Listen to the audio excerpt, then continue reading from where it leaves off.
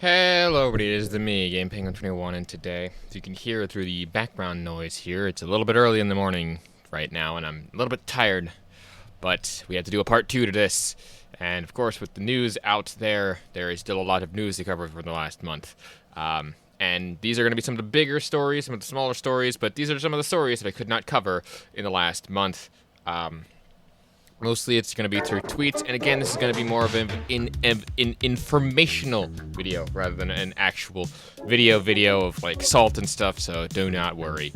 There will be more salt to come, but these are just news stories that I need to cover because I'm currently a gaming news channel, I guess.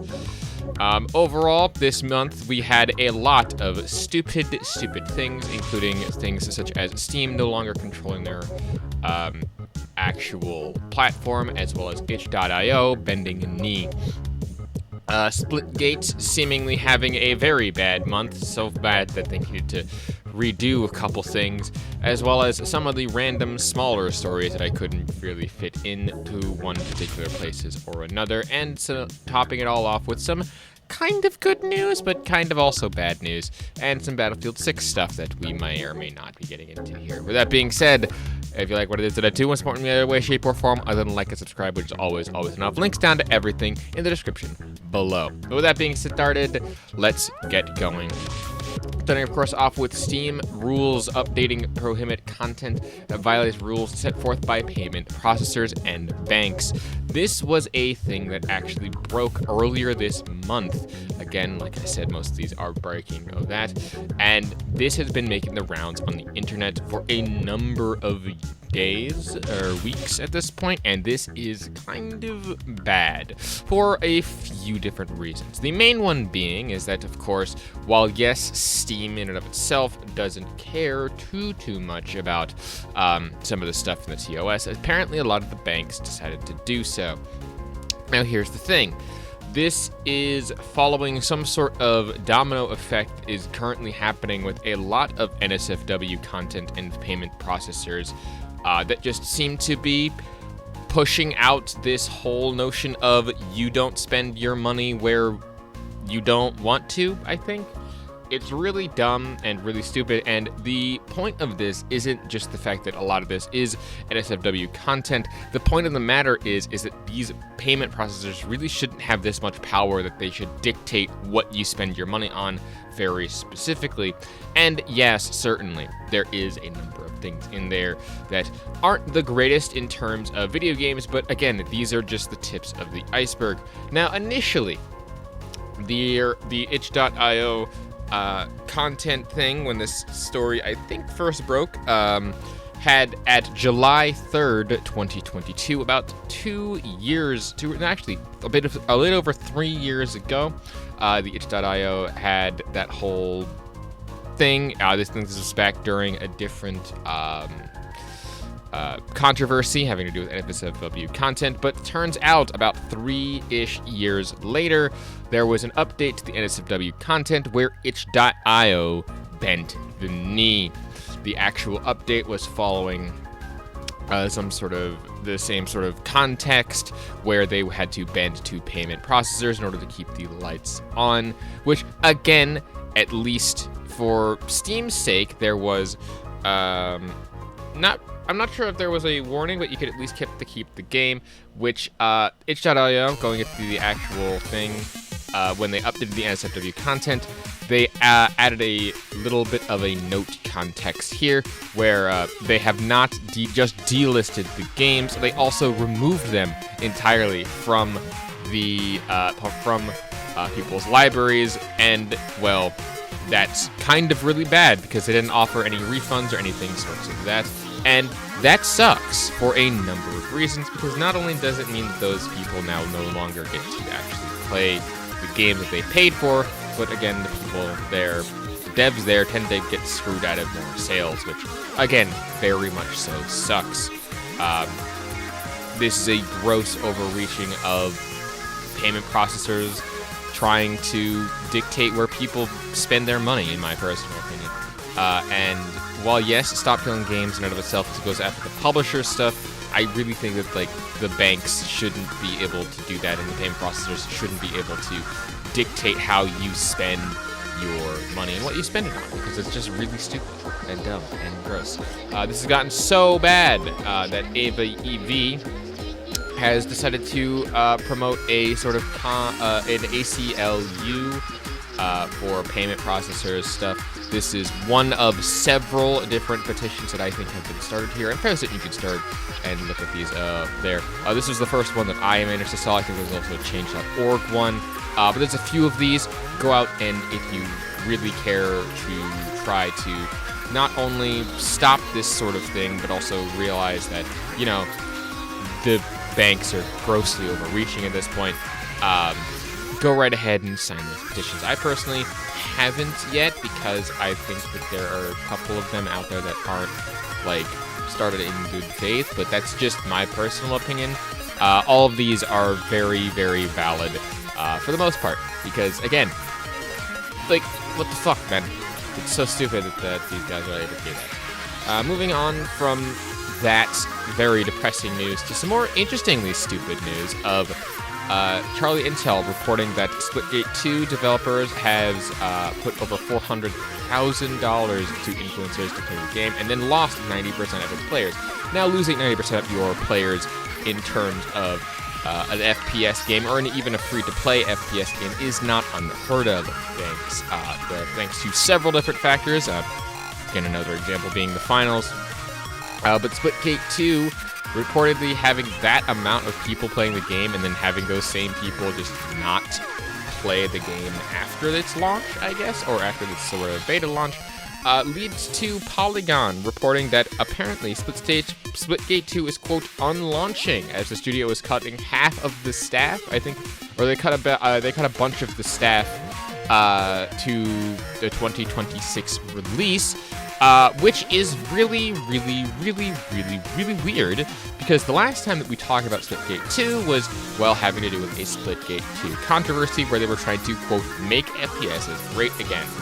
Now, I'm not sure if that contributed to this sort of unlaunching state or this sort of state where this is needed to be talked about, but overall, this is kind of weird. I've never heard of a game, quote, unlaunching before after they've launched it. I mean, I've heard of games closing down and stopping production or stopping any sorts of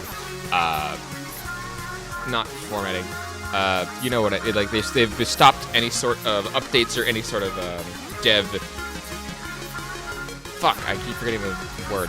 But you know what I mean. It's just this is the first time that I've heard of a game unlaunching itself and rolling back something and calling it that. It's just very strange. So definitely, quote, making FPSs great again. Pretty decent.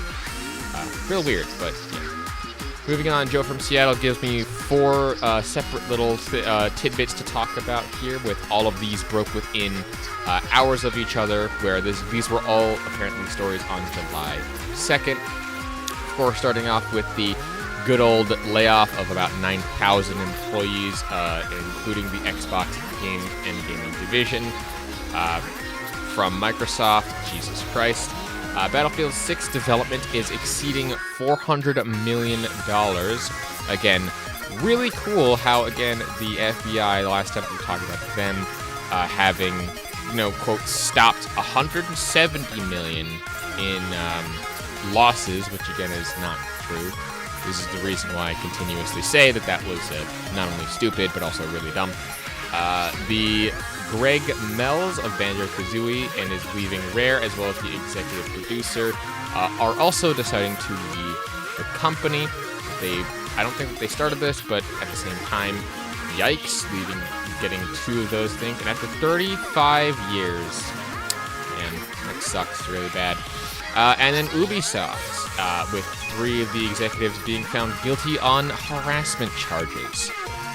Wow. Just holy Jesus. But to kick Ubisoft while they are down, by the by, we then have Ubisoft talking about how microtransactions make single-player games, quote, more fun. Oh my goodness. So of all these stories, of all the quick-fire stories I just gave here, Microsoft layoffs, we've already talked about that. That already really sucks, and a number of games were canceled at that.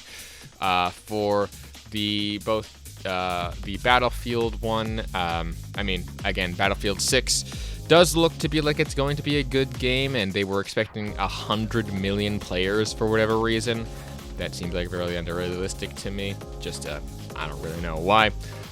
With the executive producer and the co-executive guy from Rare leaving, that kind of really just like sucks a lot of the time. It's just not good. It doesn't really look good for gaming, more or less. With Ubisoft being Ubisoft, having both the executives be on some sort of harassment list, and also then saying that microtransaction, quote, make the game more fun. I would like to think that I can probably make an entire video on that, so I'm not going to talk about it too much, but yikes on trikes when, having microtransactions in single-player games, making them more fun. That needs to be added to the long line of lists, a long list of shit that executives say that makes not only no sense, but is also one of the stupidest things to be up there in terms of quotes. So, Jesus Christ. Next up, a little bit of interesting news. Going off of the earlier thing of 400 million for Battlefield 6, Spider-Man 2 reportedly took 315 million to make, and Insomniac Data Breach also leaks a Venom spin-off, as well as other details, with the person at the top quoting saying, while some people say Game Pass business model is unsustainable, truth is the big budget AAA single player game model is unsustainable, not Game Pass. Many publishers, including Sony, have proven this to be true. Now, it might have been proven to be true in recent years in terms of having these big budget games, their bloated budgets becoming overly bloated. I wouldn't say that Spider-Man 2 necessarily failed. I don't think that it did that. It did, I think, break even at some point. But I think that this person, Oliver Draco, despite the fact that I think that he's still a PlayStation fanboy, he does bring up some good points, because they could sometimes do that. Flops are unsustainable, which I think is more accurate. Yes, Spider-Man 2 was very expensive, development and marketing budget. It also recouped the investment in less than 6 weeks. I don't even think that that's true. I'm not sure if that's true in terms of recouping the investment in less than 6 weeks, because is it that? I don't think so, because I don't know if it was ever done until it was launched on Steam. But I don't know. I don't know their financials. I don't know where he's getting that. But comparison, award-winning Alan Wake 2 only cost $70 million and wasn't profitable for 1.5 years. Which, at some point, you're just going to have to say which one of these, in turn, was good or was not.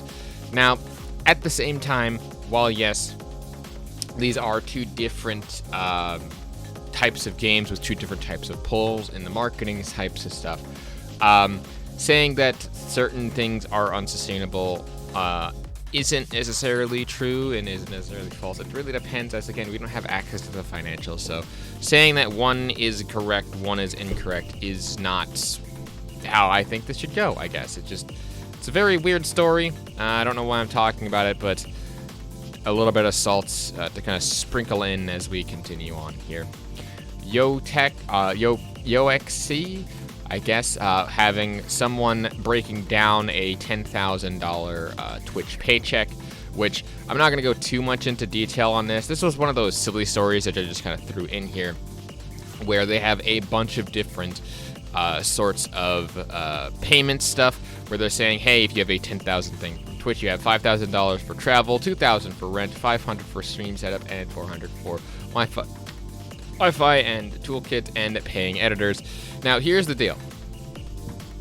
Out of all of these, there should only be a couple of that. Now, out of all of these all seem a little bit too different here. It's all very strange as to how you get a lot of these payments, because $10,000 for a month on Twitch should be able to pay for most things, I think, because this would be your more or less paid out monthly. I think, or if it's paid out weekly, I'm not too certain here. But for $5,000 for travel, that really shouldn't be that big of a deal to just cut out a lot of the travel. That's half of your money saved right there. Unless you're going to say TwitchCon or something, which, sure, that should be okay. I mean, again, $5,000 for a con.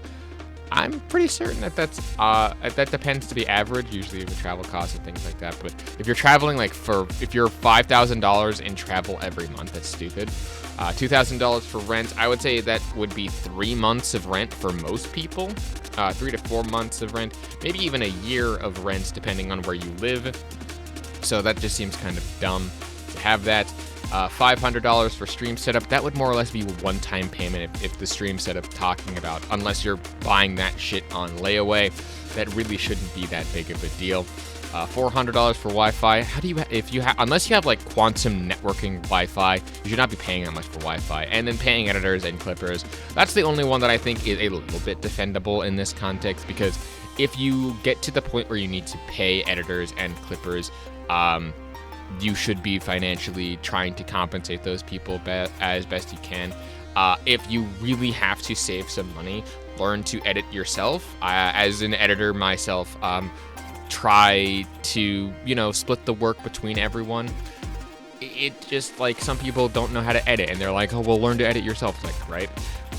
There are some people who just don't want to or can't keep up with the content mill for that. Again, speaking as someone who is an editor as well, for both other people as well as other stuff. Chaos Lounge saying, talking about how if this happens, the crash out will be legendary proportions. On the other hand, Sony and PlayStation will make a lot of money to fund their next games. And what Hiroki wants, talking about Spider-Man being on Xbox, probably coming home after a while, because Spider-Man was originally a multi-platform game before they got the Insomniac Spider-Man ones. This was again coming out of the whole Helldivers 2 situation, where Helldivers 2 has now been officially launched on Xbox, where I'm not sure if there was enough salt to go around for that. We probably want to get an update on that as well. Just kind of weird. Again, a little bit more of on the salt side, because they got to keep people entertained and stuff. But coming over to Dexterto again, where this is just another funny one, not necessarily having to do with gaming, but apparently a study found that YouTube's algorithm pushes users towards, quote, happy and, quote, entertainment-focused videos if they consume too much political content.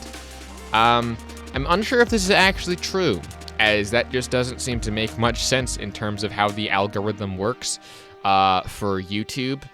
If it is true, cool, I guess. But it's just really funny to me how, again, this study sort of found like, oh yeah, the algorithm is pushing towards happier content, which, again, that's more or less not how the algorithm technically works, I think. And it's just real weird that they're saying, oh, it pushes towards happy content. Like, what kind of happy content and entertainment-focused content? It's real weird. Real weird.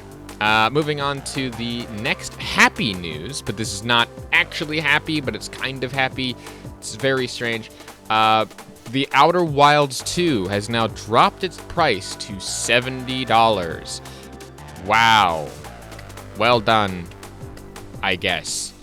The quote here from Wario64 saying, we're focusing on bringing players incredible worlds to explore, and we'll keep our full-priced holiday release, including Outer Worlds 2 at $70, and in line with current market conditions, users can receive refunds at point of purchase starting today and tomorrow.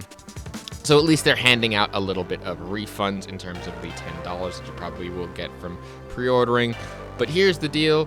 This is not necessarily a win. This is a win for the somewhat part here, but the biggest win would be if this would be dropped, in my personal opinion, back down to like $60 or even $50, because that's where the pricing, in my opinion, should be. But again, it's just the fact that that Xbox tried to get away with $80 games in the first place is really stupid. The fact that anyone's trying to get and defend $80 games in the first place is already one that just is stupid and dumb, and quite honestly, I don't think most games are worth $80 unless it's like you're getting some sort of extra DLC and stuff in that context, because that's usually how other the higher tier ones were, where you had like $80 to $90, where you could get like a steelbook case and like all this other stuff. But that's just me personally.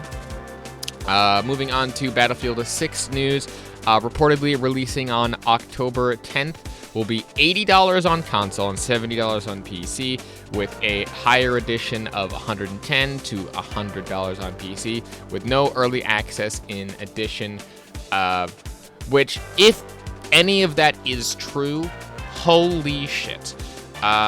Again, for me specifically, Battlefield 6, again, I don't think is worth $70. This is very much in line with the thing beforehand. It's also weird how it costs more on console for both of the editions that is being produced there. It's weird how that has a pricing discrepancy on it. I'm not even sure if they can do that legally speaking. But again, this is just supposed leaks and reported stuff. But October 10th, seemingly to mark down your calendars for Battlefield 6 coming out this year. From what I've seen, again, from the looks of Battlefield 6, from the actual playtests and things, it looks like it's going to be a fine game. Not great, not fantastically good, but okay. At least in my personal opinion. Again, I am more inclined to like the finals as it is a free-to-play game, but Battlefield 6 is definitely one to keep my eye on. I am an FPS trash panda. Just for $70, probably not.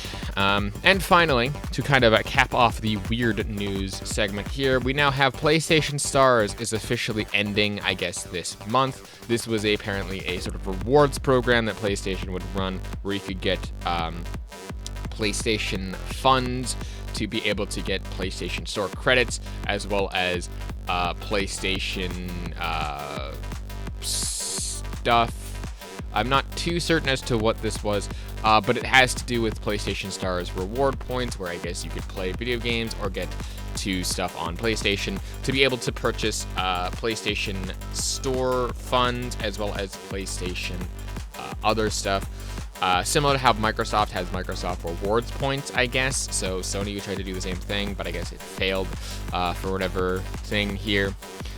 It does suck that it's stopping any reward points they have until November of 2026, and that you don't even get to actually continue to earn points until that. This is not the first time Sony has kind of pulled this sort of thing. It sucks. And quite honestly, I don't see a lot more people reporting on this. And one of the things here is just, again, how console guys are saying, oh, console is better, despite the fact that they now actually pay a lot more for video games. And it's just really dumb and stupid. And that's the last video that I have. That's the last story that I have this month for you guys. Like I said, this is a part 2. If you want to go and watch part 1, that will probably be either linked on screen right now or linked in the description. Just because, that's how this rolls. My name is GamePango21. I've talked enough out of your ear hole to that. If you like what it is I do, and for me other way, shape, or form, like and subscribe. It's always enough. Links down to everything in the description below. I do stream on Twitch as well as here on YouTube. Sunday streams here on YouTube, as well as Twitch streams mostly throughout the weekend. Go and check all of that stuff out. It's the end of the month, so don't expect too much more stuff. This week, probably on Saturday, the new EP is dropping for my music stuff,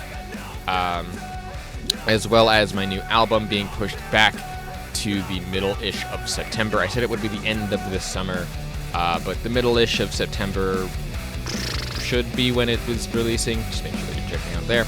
And without that being said, my name is GamePango21, and peace off. Hey man, can I get a favor? Yeah, sure, I know, see you later.